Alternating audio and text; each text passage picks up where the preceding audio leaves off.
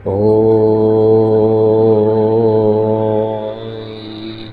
ગુરુભ્યો નમઃ. ગઈકાલે જે પહેલો વિડીયો આપણે જોયો ધારણા અંગે, એ ધારણાઓ કરવાનું મુખ્ય કારણ શું છે? ઘણા લોકોનું માનવું એવું છે કે જે વેદાંત છે એ વેદાંતમાં કોઈ પણ પ્રકારના મનના જે વિચારો છે, કોઈ પણ પ્રકારની ધારણા છે એ નથી હોતી, એટલે કે બધું બ્રહ્મ છે. પણ આ ધારણાઓ એટલા માટે છે કે જે ભવાટવીમાં આપણે ફસાયા છીએ, જે મનની ચાલમાં આપણે આવી ગયા છીએ, જે અચેતન મનમાં અનેક જન્મના સંસ્કારો પડેલા છે, ચિત્તમાં પડેલા છે સુષુપ્ત અવસ્થામાં. તો આ જે સુષુપ્ત અવસ્થામાં સંસ્કારો જીવ ભાવના પડી ગયા છે, એને ધારણાઓ દ્વારા સમજવાના છે. જેવી રીતે ઉપલા માળ, બીજા માળે જવું હોય તો બીજા માળે જવા માટે આપણે સીડીનો ઉપયોગ કરવો પડે, દાદરનો ઉપયોગ કરવો પડે. પછી એ જો દાદર છે ને, એક સમજી લો, દાદરને સાથે નથી લઈ જવાનું. બીજા માળે પહોંચી જઈએ પછી દાદરને સાથે લઈ જઈએ કે ભાઈ ચાલો આ દાદરે મને ઉપર પહોંચાડ્યો છે તો ચાલો દાદરને હું સાથે લઈ જાઉં. ના, એને ત્યાં રહેવા દો, બીજા લોકોને કામ લાગશે. તો એ ધારણાઓ એટલા માટે છે કે સ્થિતિને પરિપક્વ બનાવવા માટે. એકવાર સ્થિતિ પરિપક્વ બની જાય ને પછી ધારણાની કોઈ જરૂરત નહીં, धारणा की कोई ज़रूरत नहीं. एक बार स्थिति बन जाए फिर क्या कहना, फिर तो निरंतर परम भाव में ऋण देना, ब्रह्म भाव में चेत स्थिति में रहना निरंतर सहज हो जाएगा. इसमें कोई नई बात भी नहीं होगी. तो अलग अलग धारणानी बात आपणे करी आ चेनल में. हवे आज पहलो शब्द है ने, आज ए समझवानो थोड़ो प्रयत्न करिए અને પછી ધીમે ધીમે આપણે ધ્યાનના અલગ અલગ સૂત્રોનો અભ્યાસ કરીએ. ધ્યાનમાં કેવી રીતે બેઠવું, પછી ધ્યાનમાં શું હોય, આપણી અંદર શું હોય, આ જે શરીર જે આપણને દેખાઈ રહ્યું છે અને ધ્યાનનો વાસ્તવિક અર્થ શું છે એ પણ આપણે સમજવાનો પ્રયાસ કરીશું. તો પહેલાં આપણે આજે એ સમજીએ કે જ્ઞાન એટલે શું. હવે જુઓ, જ્ઞાનનો અર્થ શું થાય? એક સામાન્ય સમજ આપણે જોઈએ તો આજના યુગમાં જ્ઞાન એટલે માહિતી. આ બહુ જ સામાન્ય વાત છે. કોમ્પ્યુટરમાં ઘણું બધું જ્ઞાન હોય છે. તમે જુઓ, કોમ્પ્યુટરની અંદર ગૂગલમાં તમે સર્ચ કરવા બેસો, એમાં ખાલી ટાઈપ કરો કે ભાઈ બિલાડી, ખાલી કેટ શબ્દ લખો તો એના વિશે કેટલા પ્રકારનું જ્ઞાન તમને જોવા મળશે. અઘરા વિષય નહીં, બધા જ પ્રકારના વિષયો, કોઈ પણ સામાન્ય પ્રકારના વિષયો. કોઈ વાનગી તમને પસંદ હોય કે ભાઈ ચાલો આ વાનગી કેવી રીતે બનતી હશે, તમે ટાઈપ કરો એટલે તરત તમને ઇન્ફોર્મેશન મળે, માહિતી મળે. પછી ઇતિહાસ જોઈએ, ભૂગોળ જોઈએ, વિજ્ઞાનની અલગ અલગ પ્રકારની જે સિદ્ધાંતો જે છે, પ્રયોગ જે કોણે કર્યા, કોણે બનાવ્યું બધું, અને આ સિદ્ધાંત કોણે રચ્યો, આવું બધું ઘણું બધું ઇન્ફોર્મેશન જે છે એ છોકરાઓને આજે ભણાવવામાં આવે છે. આપણે જોઈએ પાઠ્યપુસ્તકમાં પણ ઘણું બધું હોય, કોમ્પ્યુટરમાં પણ ઘણું છે અને છોકરાઓ બધું યાદ રાખે છે. મેડિકલ સાયન્સમાં પણ તમે જુઓ, આ રોગની આ દવા છે, આ બધું ઇન્ફોર્મેશન છે. અને એ ઇન્ફોર્મેશન આપણે આપણા મગજમાં નાનપણથી આપણા મગજમાં નાખવામાં આવેલી છે, આપણને યાદ કરાવવામાં આવી છે, આપણે એને રટી લઈએ છીએ, ગોખી નાખીએ છીએ. સાદી ભાષામાં કહીએ તો બધું જ આપણને યાદ છે. બાળક જન્મે એટલે તરત જ કહેવામાં આવે કે આ તારા મમ્મી છે, આ તારા પપ્પા છે, આ તારા કાકા છે, આ તારા દાદા છે, આ જગ્યાએ તું રહે છો, આ તારું શહેર છે, આ તારો દેશ છે, આ વિશ્વ છે, આ પૃથ્વી છે, આ મંગળ છે, આ ગ્રહ છે, બધી વસ્તુનું ઇન્ફોર્મેશન એને આપી દેવામાં આવે. હવે એક સાદી સીધી સમજ છે કે ભાઈ જ્ઞાન એટલે માહિતી હોવી. અધ્યાત્મમાં આ જ્ઞાનને થોડું ગહનતાથી સમજવાનું છે. જ્ઞાન એટલે અનુભવ થવો. હવે જુઓ, આ એક વાત કેવી છે, જ્ઞાન થવું. કોઈ વસ્તુ હોય એને તમે જુઓ, એ વસ્તુ શું છે એની તમને ખબર પડે, એ તમને જ્ઞાન થયું કહેવાય. પછી એ વસ્તુનો તમને અનુભવ પણ થાય કે શું છે, તમે એના વિશે જાણો, તમને કેવી લાગી એનો પણ તમને અનુભવ થાય. આપણે કોઈ વસ્તુને, કોઈ સ્વાદિષ્ટ વાનગી હોય એને જોઈએ, તમે પહેલી વાર દેખાડે, તમે કહેશો ભાઈ મને ખબર નથી પડતી. પછી તમને કોઈ બતાવે કે ભાઈ આને આ કહેવાય, તમે કે કાંઈ વાંધો નહીં, હવે ચાલો હું જરાક ચાખી લઉં. તમે ચાખો, તમે સ્વાદ લો અને તુરંત જ તમને ખબર પડે. પછી ધીમે ધીમે એ સ્વાદ તમારામાં સ્ટોર થઈ જાય. એ જ્યારે તમે બીજી વાર એ વસ્તુ ચાખો તરત તમે કહેશો કે આ વસ્તુ આ છે. તો એ અનુભવજનિત થયું, એનો અનુભવ થાય. તો જ્ઞાનમાં જે છે એ એક એડવાન્સ લેવલની, એટલે કે જે થોડીક સૂક્ષ્મ વાત એવી છે કે ખાલી માહિતી નહીં, એનો અનુભવ થવો.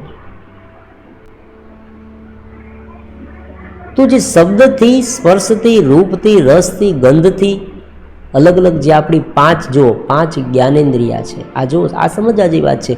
તત્વજ્ઞાનને સમજવા માટે, ધ્યાનને સમજવા માટે થોડી ઘણી ABCD આપણને આવડવી જોઈએ. થોડી ઘણી આપણને ખબર હોવી જોઈએ કે આપણું આ જે વેદાંત જ્ઞાન છે, જે સાંખ્યશાસ્ત્ર છે, એમાં શું શું રહેલું છે. એમાં જટિલ રચનાની ધીરે ધીરે ખબર પડશે. પણ જેમ જેમ તમે વિડીયો એક પછી એક સાંભળતા જશો એમ તમને ખબર પડશે કે આપણે જો જેમ જેમ વિષય નીકળે ને એમ વાત કરીશું. શાંતિથી સાંભળ્યા કરીએ એટલે ધીમે ધીમે ધીમે બધી ખબર પડતી જાય કે, અને આ કંઈ બહુ નવીન વાત પણ નથી. જે વાત કરવામાં આવશે એ સરળ છે. 5 જ્ઞાનેન્દ્રિય. હવે જો 5 જ્ઞાનેન્દ્રિયમાં કઈ કઈ બાબતો આવે, કયા વિષય આવે? આંખથી આપણને દેખાય, કાનથી સંભળાય, એટલે 2 તો થઈ ગયા. એક આંખથી, એક કાનથી. જીવાથી આપણે સ્વાદ લઈએ, એટલે 3 થયા. નાકથી સૂંઘીએ, એટલે ઘ્રાણ થઈ. અને ત્વચા એટલે ચામડી, આપણો હાથ આ જે હાથ છે એનાથી આપણે સ્પર્શ કરીએ. ગરમ છે, ઠંડુ છે, અરે આ તો બહુ ગરમ છે, અરે આ તો બહુ સરસ છે, આનો જે સ્પર્શ છે એકદમ કોમળ છે. તો એ 5 થયું. તો શબ્દ, હવે જુઓ, શબ્દ એટલે અવાજ.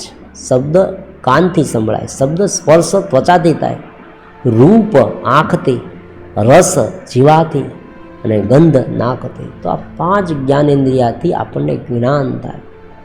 આપણે વસ્તુને સમજીએ, ખાલી માહિતી નહીં, પણ એને આપણે ઓળખીએ, એનો અનુભવ આપણને થાય. એ આપણા ટચમાં આવે. જુઓ, વૃક્ષની નીચે તમે બેસો ને, કોઈ નદી કિનારે જાઓ, તમને એની આહલાદકતાનો અનુભવ થાય. હવે તમે એનું વર્ણન વાંચો કે ભાઈ વૃક્ષ હોય, ઘટાદાર હોય, એના પાંદડાઓ હોય, ઘણા બધા હોય, સરસ હોય, ગરમીમાં આપણને છાંયડો આપે, અને એની નીચે બેઠા હોઈએ, અને આપણે નદી કિનારે ગયા હોઈએ, અને વૃક્ષ હોય અથવા ક્યાંક રસ્તામાં વૃક્ષ આવ્યું હોય તો આપણને બહુ આનંદ આવે નીચે બેઠા. તમે વાંચી નાખો, બધું વાંચી નાખો, કંઈ નવીન ના લાગ્યું, કોઈ અનુભવ ન થયો. નવીન આમ મનમાં જે અનુભવ થવો જોઈએ, આહલાદકતાનો, આનંદનો, એવો અનુભવ ન થયો. પણ તમે જ્યારે વાસ્તવમાં એ જગ્યાએ જાઓ, તમે વાસ્તવમાં વૃક્ષ નીચે ઊભા હો, બહાર બહુ તાપ હોય, આકરો તાપ હોય, મે મહિનો ચાલતો એટલું બધું તાપ હોય, અને એ સમયે તમને વૃક્ષની નીચે ઊભા હો, તમને તો બહુ સરસ, બહુ જ ઠંડક લાગે છે, બહુ મજા આવે છે. નદી કિનારે ઊભા હો, નદી કિનારે ફરતા હો, ટહેલતા હો, સવારનો સમય બહુ જ મજા આવે છે. તો એનો અનુભવ થાય છે સાહેબ. બહારગામ જાઓ, કોઈ ફરવાના સ્થળ ઉપર જાઓ, બધું વર્ણન બહુ વાંચ્યું હોય, પણ જ્યાં સુધી ત્યાં જઈએ નહીં ત્યાં સુધીનો આનંદ આપણને અનુભવમાં આવે નહીં. તો જ્ઞાન જે છે એ 2 પ્રકારનું છે. એક શાબ્દિક જ્ઞાન છે અને બીજું છે અનુભવજનિત જ્ઞાન. અનુભવજનિત જ્ઞાનને વિજ્ઞાન કહી શકાય, કારણ કે વિજ્ઞાનમાં અનુભવ કરવાનો આવે, વિજ્ઞાનમાં એને માપવાનો આવે. તો શાબ્દિક જ્ઞાન જે છે એના અનેક શાસ્ત્રો છે. જો આજકાલ તમે ઘણીવાર એવું કહેશો કે ભાઈ આજે ઉપનિષદો બહુ જ છે, આપણી પાસે વેદાંત છે, ભગવદ્ ગીતાની અનેક પ્રકારની અલગ અલગ આવૃત્તિઓ છે. હવે આ સમજવા જેવી વાત છે. અલગ અલગ જે મહાપુરુષ થયા હોય ને એ પોતાની ગીતા નવી લખે, પોતાના શાસ્ત્ર નવા બહાર પાડે, પોતાના સિદ્ધાંતો રજૂ કરે, ઘણું બધું છે. અને આપણે બધા એ વાંચીએ છીએ. આ રામાયણ પણ કેટલા પ્રકારની છે. તુલસી રામાયણ છે, વાલ્મીકી રામાયણ છે, બીજી બધી ઘણી રામાયણો તમે જુઓ. ભગવદ્ ગીતા પણ આટલી બધી છે, રામાયણ આટલી બધી છે. અત્યારે ઇન્ફોર્મેશનનો કોઈ પાર નથી. તમે ઇન્ટરનેટમાં તમે યોગશાસ્ત્ર વિશે જરાક જુઓ તો તમને ખબર પડે, યોગશાસ્ત્રના તમામ શ્લોક વિશે બધી જ માહિતી આપી દીધવામાં આવી છે. યુટ્યુબ ચેનલ ચાલુ કરો, તમે કોઈ પણ યુટ્યુબ ચેનલ જુઓ, ખાલી યોગ ટાઈપ કરો, બધા પ્રકારના બધા જ પ્રકારના જે એક્સરસાઇઝ હોય એ બધી દેખાડે. ધ્યાન કહે તો ધ્યાન વિશે દેખાડે, જ્ઞાન કહે તો જ્ઞાન વિશે દેખાડે, અઘરી વસ્તુ સમજાવે, બહુ બધું બધા સમજાવે.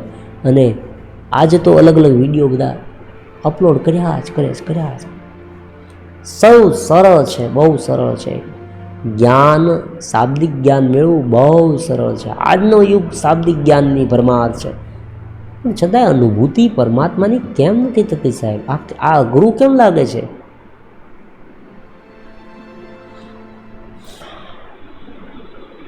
નિરતિશય ચેતનાનો અનુભવ કેમ નથી થતો? આંખો બંધ કરીએ અને ચેતનતાનો અનુભવ, પરમાત્માનો અનુભવ, પરમાત્મા સાથે એક ગ્રુપ કેમ નથી થઈ શકતા?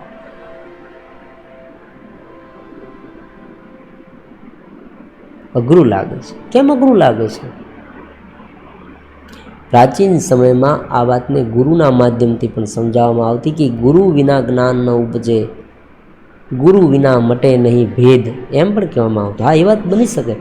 કારણ કે જુઓ, શાબ્દિક જ્ઞાન આપણી પાસે છે, પરંતુ આપણી સ્થિતિને સમજીને આપણને કોઈ કહે અથવા આપણે એને અનુભવમાં લાવવા માટે એનો અભ્યાસ કરીએ. અભ્યાસ બહુ ટૂંકો છે. જુઓ, આ બહુ નવીનતાની વાત છે. તમે જેમ આ ચેનલમાં આગળ વિડીયો જોતા જશો ને, તમને ખ્યાલ આવશે કે આ તો બહુ સરળ છે. એની પદ્ધતિઓ તો સાવ નાના છોકરા જેવી હોય. ઘણીવાર તો તમે બેઠા ધ્યાનમાં એટલા બધા આગળ વધી જાઓ કે તમને આનંદનો અનુભવ સહજ થવા લાગે. એમાં કંઈ નવીન પણ ના હોય. એ પણ આપણે નથી કરી શકતા. નથી કરી શકતા, કારણ કે આપણી પાસે અભ્યાસ નથી, આપણી પાસે સમજ નથી, આપણે એનો અભ્યાસ નથી કર્યો. સવારે વહેલા ઉઠવાની વાત કરીએ તો સવારે વહેલા આપણે ઉઠીએ નહીં અને મોડે સુધી સૂતા રહીએ. હવે આપણને કોઈ એમ કહે કે ભાઈ વહેલા ઉઠવાથી ઘણા બધા ફાયદાઓ થાય, આપણે એને એમ કહીએ કે વાહ, સાચી વાત તમે કીધી, 100% વાત સાચી છે, વહેલા ઉઠવાથી ફાયદા થાય. બહુ સરસ વાત છે. તમે તરત જ માની લીધી કે ભાઈ હા, વહેલા ઉઠવાથી ફાયદા થાય. તમે રોજ બોલો છો વહેલા ઉઠવાથી ફાયદા થાય, વહેલા ઉઠવાથી ફાયદા થાય, પણ ક્યારે ઉઠવાનો પ્રયાસ જ ન કર્યો. અને એકાદ વાર પ્રયાસ કર્યો તો મેં, એવું નથી. જુઓ, તમે કહેશો ભાઈ પ્રયાસ તો મેં કર્યો તો, એકવાર કર્યો, પણ સવારે વહેલો ઉઠ્યો અને તરત એટલી બધી આળસ આવી, પાછો સૂઈ ગયો. અને પછી તમે એમ પણ કહ્યું ભાઈ હું વહેલો ઉઠ્યો તો ખરો, પણ કંઈક વોટ્સઅપમાં મેસેજ આવ્યો ને પછી હું વાંચવામાં રહી ગયો. તે સૂતો વાંચ્યા કરતો હતો, ત્યાં તો પાછો મારો જે નિશ્ચિત ટાઈમ હતો એ આવી ગયો અને પછી ઊભો થયો. આવું 2-3 દી કર્યું, પછી પડતું મૂક્યું. એટલે આવું થાય છે. જુઓ, આમાં અભ્યાસ નથી થતો વ્યવસ્થિત. સિદ્ધાંત સમજાઈ જાય તો પણ ઘણું, અને એનો અભ્યાસ થવા લાગે તો પણ ઘણું. જ્ઞાનને એટલી બધી સરળ રીતે સમજવાનું છે. વેદાંત જે છે, વેદાંતને અતિ સરળ રીતે સમજવું હોય, એક જ શબ્દમાં કહેવું હોય તો શું કહેવાય? વેદાંત જેટલો કેટલો અઘરો શબ્દ વેદાંત, એમાંય અદ્વૈત વેદાંત. એનું એક જ વાત છે કે સર્વત્ર બ્રહ્મ છે. બસ આ જ વાત, સાદી સીધી વાત છે, સર્વત્ર બ્રહ્મ. હવે એને અલગ અલગ પાસાઓમાં સમજવું પડશે. તરત તમે કહેશો ભાઈ સર્વત્ર બ્રહ્મ છે, તો પછી આ બધું દેખાય છે શા માટે? આ બીજો જ પ્રશ્ન ઊભો થયો. મને કેમ અનુભવાતો નથી? ત્રીજો પ્રશ્ન ઊભો થયો. આ જગતમાં આટલા પાપાચાર કેમ થાય છે? ચોથો પ્રશ્ન ઊભો થયો. અને જે લોકો પાપ કરે છે એને એનું ફળ મળે છે કે નહીં? 5મો પ્રશ્ન ઊભો થયો. અને મારો જન્મ કેમ થયો? 6ઠ્ઠો. અને પાછો એવો પ્રશ્ન ઊભો થાય કે ભાઈ બ્રહ્મ જ છે તો પછી આવું બધું જગત બનાવવાની જરૂર શી હતી? એટલી આ બધી જ જે પ્રશ્નો જે છે ને એ આપણની સ્થિતિને કારણે છે. જેમ જેમ તમે એમાં ઉપર ઉઠતા જશો ને એમ પ્રશ્ન ઘટતા જશે સાહેબ, સહજતા આવતી જશે. આ ગંભીર વાત છે, આ હસવાની વાત નથી, એક ગંભીરતા છે. જેમ જેમ ઉપર ઉઠતા જાઓ, જેમ જેમ ઉપર ઉઠતા જાઓ એમ ચેતનતા આવશે, દિવ્યતા આવશે, આહલાદકતા આવશે, સહન શક્તિ વધશે, સમજ શક્તિ વધશે.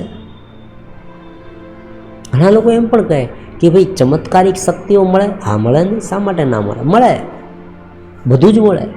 અહીં તો બધું જ છે. જેમ જેમ ઉપર ઉઠો એમ થાય, પણ એના અમુક અમુક આયામ હોય, એના અમુક અમુક પ્રકાર હોય. અમુક પ્રકારની સાધનાઓ કરવાથી અમુક પ્રકારની શક્તિ મળે.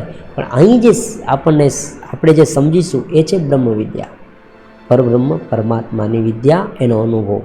એટલે અહીં ચમત્કારની વાતમાં આપણે બહુ નથી, પણ હા એક વાત છે કે ભાઈ તમને ચમત્કારમાં એવું બધું થઈ શકે કે ભાઈ નિરતિશય આનંદ તમને મળે. અને ઘણીવાર એવું બને, હા જુઓ એક વાત છે કે તમે જે વિચાર્યું હોય ને એ થવા લાગે, એ બને છે, ઘણીવાર બને છે. અને ઘણીવાર એવા આશીષ અમે આપીએ, ઘણીવાર એવું બન્યું છે. અને લોકોને થઈ જાય, કોઈ એમ કે ભાઈ તમે આવું કહ્યું ને થઈ ગયું. ભાઈ એમાં નવીન નથી. શુભ સંકલ્પના આ બધા પરિણામો છે. શુભ સંકલ્પ ઉત્પન્ન થાય, ચિત્ત શુદ્ધ થાય ને તમારું, પછી જે તમે વિચાર કરો ને એ પ્રમાણે થાય. પ્રકૃતિ પ્રમાણે કરે. ચિત્તને શુદ્ધ કરવું બહુ જ જરૂરી છે. ચિત્તને શુદ્ધ કરવા માટે એના ધારણાઓ કરવી જરૂરી છે. ધારણા કર્યા પછી એને વળગી રહેવું જરૂરી છે. પછી જેમ જેમ ઉપર ચડતા જઈએ ને એમ ધારણા છોડતી જવાની, એની મેળે છૂટી જાય. છોડવાની નથી, એની મેળે છૂટી જાય. શરૂઆતમાં આપણને એવું લાગે કે ભાઈ આ અઘરું છે. જેમ જેમ કરતા જાઓ, જેમ જેમ સમજતા જાઓ, રોજ જોડાતા જાઓ. રોજનું જોડાણ મહત્ત્વનું છે. વિડીયો જ્યારે આવે, નવા આવે એટલે તરત તમે સાંભળો, શાંતિથી સાંભળો અને ધીરે ધીરે જીવનમાં ઉતારતા જાઓ તો એક પરિણામ આવે છે અને અનુભવ પણ થાય. વિશ્વાસથી જોડાવવું પડે, જાણવું પડે અને એનો અભ્યાસ કરવો પડે. તો જ્ઞાન માટે આજે આપણે એ સમજ્યા કે જ્ઞાન બે પ્રકારનું છે. એક છે શાબ્દિક જ્ઞાન અને બીજું છે અનુભવજનિત જ્ઞાન.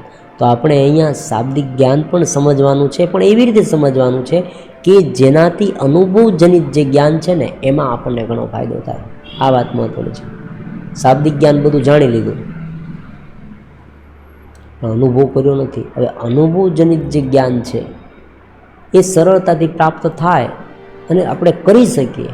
એમાં કયા કયા પ્રકારના વિઘ્ન આવે તો એ બધા વિઘ્ન દૂર થાય ને એટલા માટે આપણે શાબ્દિક જ્ઞાન જો આપણી પાસે જરાક થોડુંક મજબૂત હોય ને, સરળતાથી સમજાયું હોય તો એને અનુલક્ષીને, એને અનુરૂપ જે અનુભવ કરવાનો છે એને અનુરૂપ શાબ્દિક જ્ઞાન. હવે જો અહીંયા આપણે જ્ઞાનની વાત કરી કે ભાઈ 5 જ્ઞાનેન્દ્રિય છે, એ તમને ગોખાઈ જવું જોઈએ. ભાઈ આંખ છે, કાન છે, નાક છે, જીવા છે. આંખ છે, કાન છે, નાક છે, જીવા છે અને ત્વચા છે. તો 5 જ્ઞાનેન્દ્રિય થઈ, 5 એના વિષય થયા: શબ્દ, સ્પર્શ, રૂપ, રસ અને ગંધ. 5 જ્ઞાનેન્દ્રિય થઈ. એના દ્વારા આપણે જોઈએ છીએ. આ 5 જ્ઞાનેન્દ્રિય ન હોય ને તો કાંઈ દેખાય નહીં સાહેબ. આંખ બંધ કરી દો, કાંઈ દેખાય નહીં. કાનથી સંભળાય નહીં. એક માણસ ગૂંગો હોય, બેરો હોય, મૂંગો હોય, પૂરું થઈ ગયું સાહેબ. હવે એને ખબર જ ના પડે જગતમાં શું ચાલી રહ્યું છે. ઘણા લોકો કોમામાં ચાલ્યા જાય, સૂઈ જાય. સૂઈ ગયા. તમે એને ગમે તેટલી ગાળો દો, એને મારો તો એને કાંઈ નહીં. એટલે શું, એને કંઈ સાંભળતો નથી, કાંઈ બોલતો નથી, કાંઈ જોતો નથી, કાંઈ સ્પર્શ નથી થતો. પૂરું થઈ ગયું. પછી ક્યાં જગત રહ્યું એના માટે? તો જગત આ 5 જ્ઞાનેન્દ્રિયોથી છે